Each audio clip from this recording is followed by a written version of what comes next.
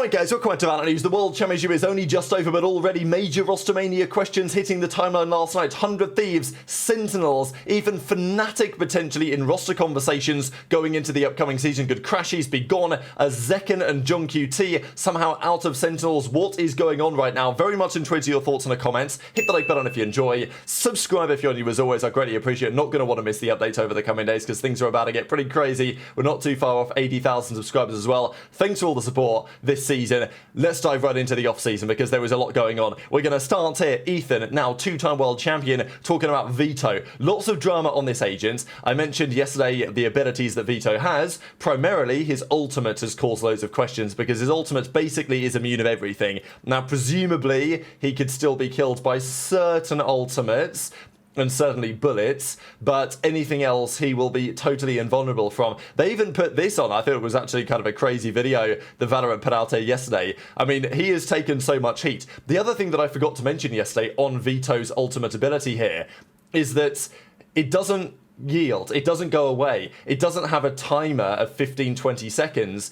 If you pop it at the start of a round, you will be immune as long as you are alive that round from anything that comes your way. It doesn't matter what it is. I mean, even right here, we've not got everything, but Brimstone Ultimate, you know, like Ray's ult, it's just all completely irrelevant to this guy. So it's kind of wild. There was also a little bit talk about this as well as to whether this is hinting at actually some changes on Abyss, a bit of a rework going on there. I would like to see more reworks on the maps. Like, I think that Riot just love banging out new maps. I would like to see some of the existing maps see some further changes. You know, I think something like, I like Fracture personally, but I do think that seeing some actual substantial map changes to a map like that, I think there's several things you could do to give it a go. You know, people in the Counter-Strike side will know that Overpass, ever since that came out, they made tons of changes over years and years until now it's considered one of the most sound competitive maps in that game.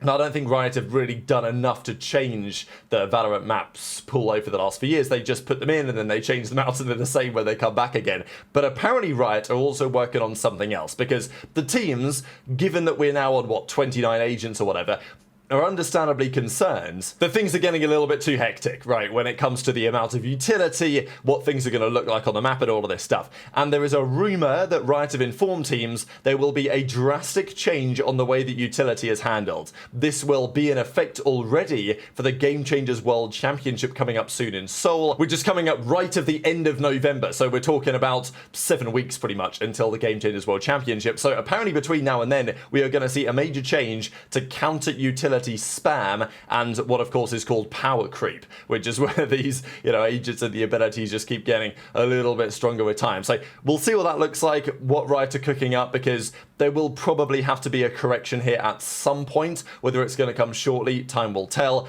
Leo Farrier also describes the replacement for Koi, right? So we know that Koi are gone, they're out of the league, they got kicked out. And lots of drama about it, understandably so. The belief was from Koi that Gentlemates are going to get the spot instead, and that the reason why they're going to give it to Gentlemates is because they got demoted from the league, therefore they wanted them back in. That's what they're going to do. Now, Leo, of course, doesn't say this, he won't say this.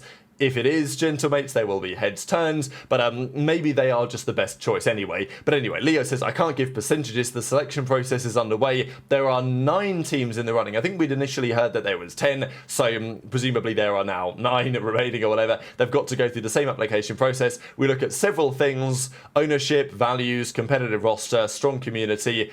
It won't surprise anyone, Gentlemate is one of the main candidates. So, you know, he does actually just go ahead and say it, that Gentlemates are right in the conversation there. So, we'll see. There's also talk about Falcons maybe, but time will tell. On that one, let's get into Rostermania. So, Zekken was pretty happy that an American team won the World Championship again, right? It's been Evil Geniuses, it was Loud, now it was NRG. Zekken says, NA Valorant, let's go. But of course, the result for Sentinels did not deliver at the World Championship. So this is what has happened over the last 24 hours, and it's all rather a lot. So, Heretics, first of all, what are they going to do?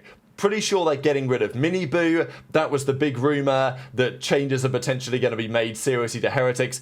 Look, people like to look at rosters that have made grand finals, won the Esports World Cup, won like plenty of matches and made many international tournaments, and say that, oh, they're probably fine, they don't need to change. The reality is, whether they should change or not, teams that don't win almost always tend to find themselves changing just because some of the players on the team will always feel like they can do better. Some of the players will feel like, well, if we replace that guy, we might be able to just get the next step. And I think this also could apply to FNATIC, right? Like, as good as FNATIC did, when you make and then lose multiple international finals, you know, it is gut-wrenching to an extent that it's difficult to see a team continuing on that vein. And we'll get into FNATIC here in a second. This is what Heretics are looking at. Keiko and Larok potentially as options over there, but looking for Woot to the duelist, then find a flex player. That's the big rumour. Intrigued to your thoughts in the comments. The other news is on 100 Thieves. So we know that currently all of the 100 Thieves players are either in conversations to go or are available, let's say, to be gone and poached, right? The entire team, Cryo among all the other guys, tweeted out that they are still under contract, but they're open to conversations. Now, that was because 100 Thieves did not have a coaching staff. They now apparently do, and Coach NBS, currently TSM head coach, they're going to try and win Ascension. He won Champs 2021 with Ascends back in the day. He apparently is the man that 100 Thieves are looking at. Now, I think on paper it looks like a very sensible option.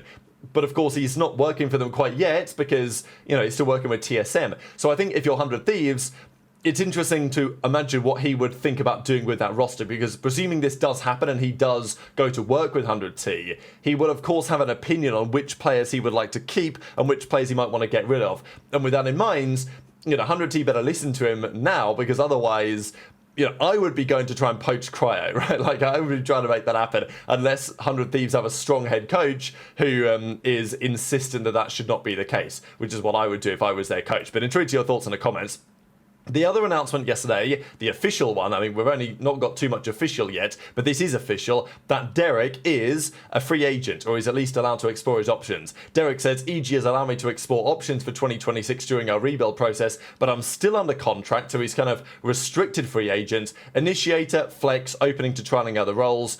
Asuna says, let's build a dynasty, me, you, Bang, Will, and Stella. So, you know, we've seen that one before. Look, should Derek stay on EG? Probably I would say that they should be keeping him. Look, if I'm Evil Geniuses, I'm probably looking to build around Derek and Ye. I think that seems the most sensible thing, but it's not guaranteed. I mean, there were rumours that EG have actually been doing some scrims, doing some trials without Ye on some of those occasions.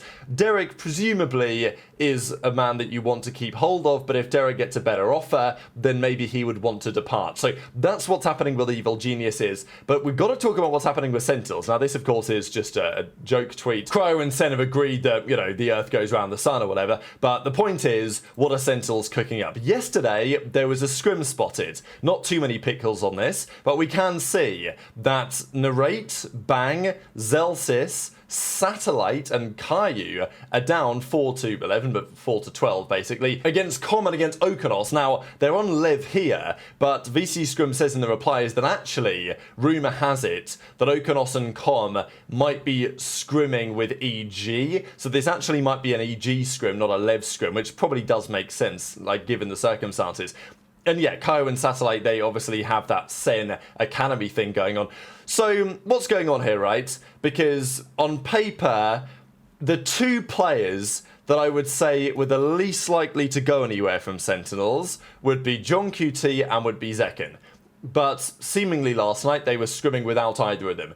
The most likely scenario, probably, is that they were taking a bit of a break, they had something else to do, or maybe they are fully set that they're going to be on the roster, and therefore they're running some trials with a different team to kind of consider, okay, which of these options might we want to keep, might we want to go? Because, you know, I just can't see a world where Sen are dropping John QT or Zekin. It would seem very counterproductive. But, you know, some people might remember when the first rumours came out that Tens wasn't scrimming with Sentinels, and people were like, oh, well, it must be for this reason, must be for that reason. Turns out he was retiring, right? So, you know, we can't fully put everything together as yet, but that's all we know on Sentinels for now. Look, the reality is they will be considering changes, right? Obviously, with their results, but changes for who? Probably not who we might have expected based on this screenshot.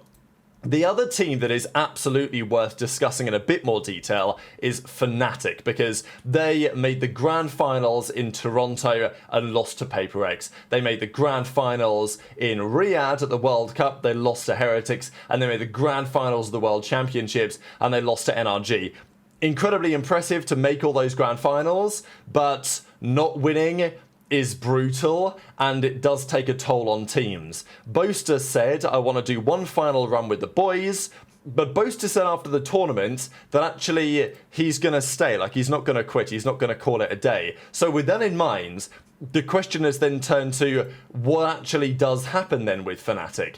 And according to some rumours, and certainly according to what Crashies says on Instagram last night, Crashies might well be gone. Crashies says this: does this sound like the comment of a man who is set to stay with FNATIC? That will be for you to judge. So close yet so far, I'm standing here proud, not because we lost, but because of who I lost with. You are more than teammates, you're my brothers, we cried together, we fought together, we sacrificed together, and that means more than any trophy ever could. Chasing your dreams isn't supposed to be easy, but the only way to truly fail is to stop trying. Thank you for everything. And then he has an orange heart emoji, right? Now, few things could be going on here. Crashies was never meant to be the long-term replacement for Leo, really. Like, we actually didn't think it was going to maybe last that long. Turns out it did. We know what's happened with Leo over the last few weeks. Crashies did a phenomenal job with FNATIC this year. I think he fit that culture very well, and yeah, I'm really happy for him that he had a great return to form this season. But there's a couple of things here, right? Does Crashies want to stay with FNATIC? Has his stock increased dramatically? Yes. Could he get an offer from potentially a top team in the Americas again now? Potentially, yes. Would he want to return home, right? Like, you know, I think that's worth considering. I don't think FNATIC would drop Crashies, but he may actually not want to stay. It's very plausible that he may not want to stay, and I would totally understand that from his perspective if that is true.